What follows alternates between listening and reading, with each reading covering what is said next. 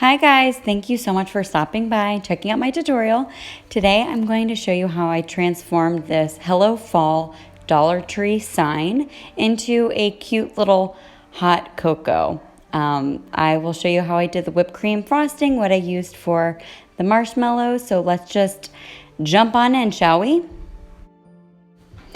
The first thing I did was create a color that resembles hot cocoa, so I mixed this honey brown acrylic paint with a cream color acrylic paint.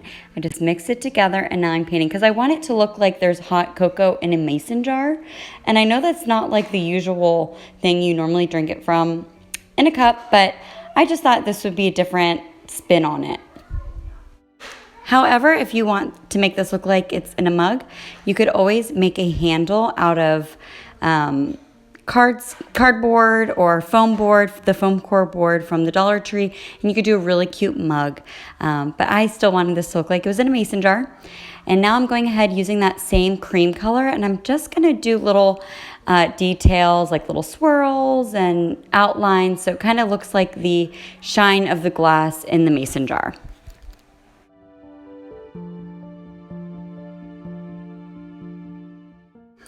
And you can just play with this however you like it. You could leave it off, you could add it. I just kind of, to give it a little bit more dimension, I just went ahead and did a little bit of like a wavy kind of line to it. I think it just adds a little bit of character.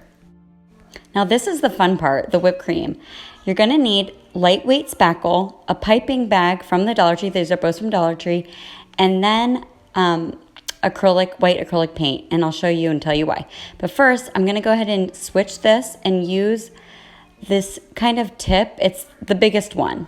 Okay, so now you're gonna need something to mix. I like either using a fork or a plain colored popsicle stick. The thick one works fine. And adding a little bit of the acrylic paint and just mixing it till you get this nice even consistency. You don't want to add too much paint because then it won't hold its shape. But you do want to add a substantial amount because otherwise it'll be impossible to pipe. If you find that after you've mixed it and you filled your piping bag, it's too thick and you're squeezing that piping bag and nothing's coming out, just empty it, add more paint, remix. I know it's a pain. I've done it a million times and I'm constantly having to re-add paint, but you'll come up with a good consistency that works for you. Now just make sure you squeeze it down to the bottom so there's no air pockets and tighten up that bag. Twist it and tighten it. Now I'm just doing this in a back and forth motion as I'm going. If I'm having trouble piping, I will re-twist the bag and squeeze. I'm just going back and forth and I will go in and fill in any of those little gaps.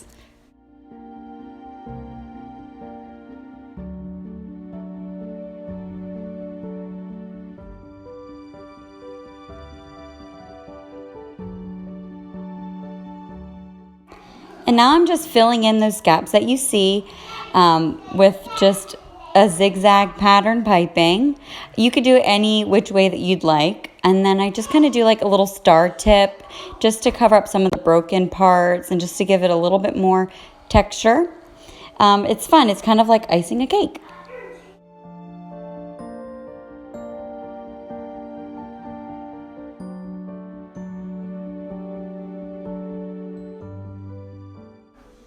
Okay, the next thing I'm going to do is make my mini marshmallows. I'm using this EVA foam dowel that I purchased from Michael's craft store.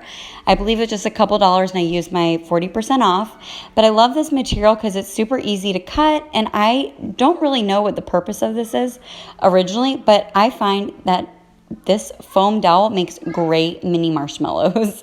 So I'm just taking my little knife from the Dollar Tree and cutting using, again, my Dollar Tree cutting mat. I'm just going to cut these little tiny marshmallows. I'm going to set that aside so I can make my chocolate sauce.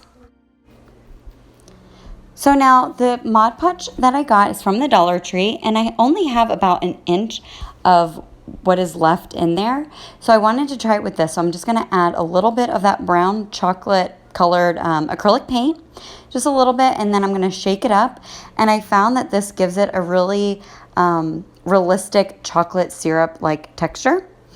So I'm just going to add the paint to it, shake it up really well, get it evenly mixed, and then just squirt it on there just like this.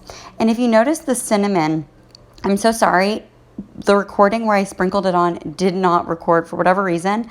I must not have pressed the play button. But it's just your everyday cinnamon, your ground cinnamon in a spice jar, that you probably have in your kitchen. And I just simply did a little tiny sprinkle of cinnamon. Just love the way that looks authentic to me. And if you have any bubbles in your chocolate syrup, you can just go ahead and just pop them with your finger. Be careful as you're squirting it that the lid of the Mod Podge doesn't mess up your whipped topping, because it will give it a little indent on it. So just watch out for that. That was my struggle. That was my biggest struggle doing this part.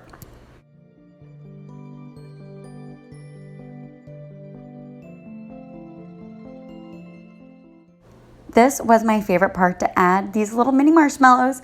So I'm just gonna go ahead and just very lightly stick them into my whipped topping, just kind of placing them where I think they would look the best, as if someone just sprinkled the marshmallows right on top of their whipped cream. This is how I love drinking hot chocolate. I love whipped cream and cinnamon, chocolate syrup, and of course, the classic mini marshmallows. So to me, this just screams a yummy treat that I am just so craving right now from doing this.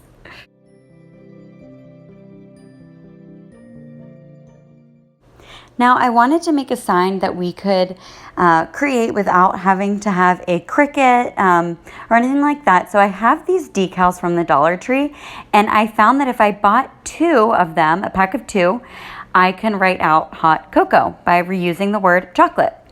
So I'm just going to go ahead and cut out my letters, and then I'm using my Cricut scissors. They're extremely sharp. I did end up cutting myself, maybe not on this project, but another one. But I just got super close to the letter, because when you peel these off, there will be a clear coat around it that you can kind of see.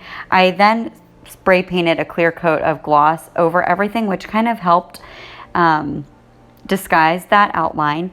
But I tried to get as close to the letter as I possibly could. And I just typed out or cut out hot cocoa.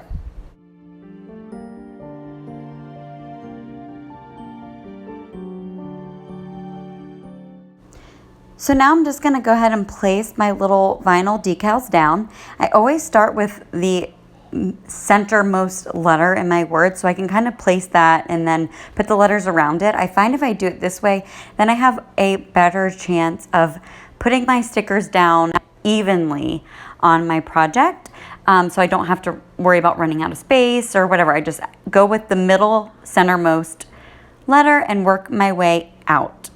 Now, doesn't always work when I'm handwriting things, but when I'm using stickers, I find this to be the easiest way to do it.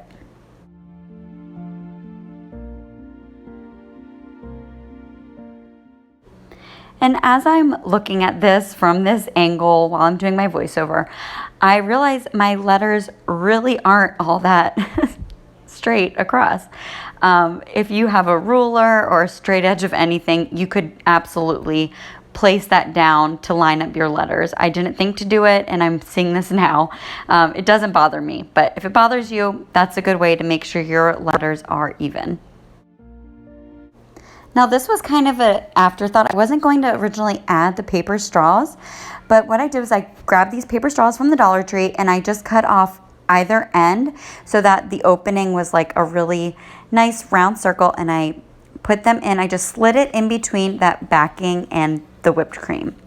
And now I'm just going to be writing old-fashioned hot cocoa. I wanted to do old-fashioned with an E and D at the end, but because I didn't do that centermost letter, I ran out of space, and so I called it a day at old-fashioned. In the bottom, I just hand wrote 25 cents, just outlining it after I wrote it in with pencil. Outlined it in with black paint and a very thin paintbrush that, again, I bought at the Dollar Tree.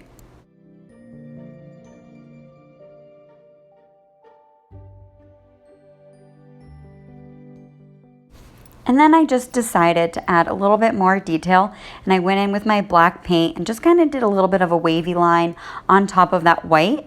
And I felt like doing that, it just really did make it pop a little bit better. Just kind of finished it off.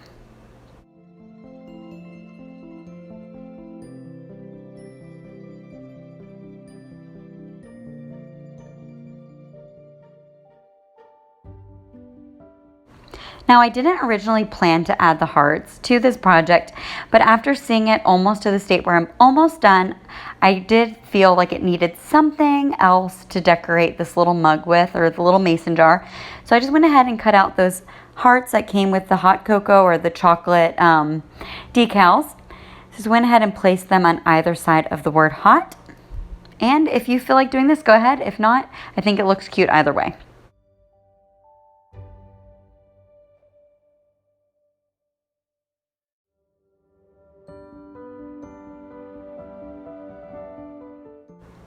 Now, I definitely recommend giving this a spray with some sort of varnish. What I'm using here is a Mod Podge coat. It's a spray sealant that seals over Mod Podge, so it's not sticky when it dries at all. And I went ahead and sprayed over everything very lightly, and now I'm doing my little bow, my little buffalo, gingham plaid, whatever you want to call it, bow. I just tied it, got it from the Dollar Tree, hot glued it up there in the corner, and now this is some really cute baker's twine, also from the Dollar Tree, that I'm just gonna hot glue on the back, right over where those original holes were. So you could either hang it or prop it up, whatever you decide. Or you could actually have even left the original string and just piped your whipped cream over top of it. I realized, you know what, I probably should have done that, but this did work, and I have mine hanging on my wall right now with no problem. So the hot glue really held it in place. And that is it. We are finished with our project. I hope you enjoyed this tutorial, and I hope that you went ahead and made this. I think it is just adorable for your holiday decor in the winter months. And please go ahead and give me a follow over on my Instagram account, where I upload all of my crafts that I'm working on. Coffee, Crafts, and Chaos. Have a wonderful holiday season, guys, and talk to you later. See you later. Bye.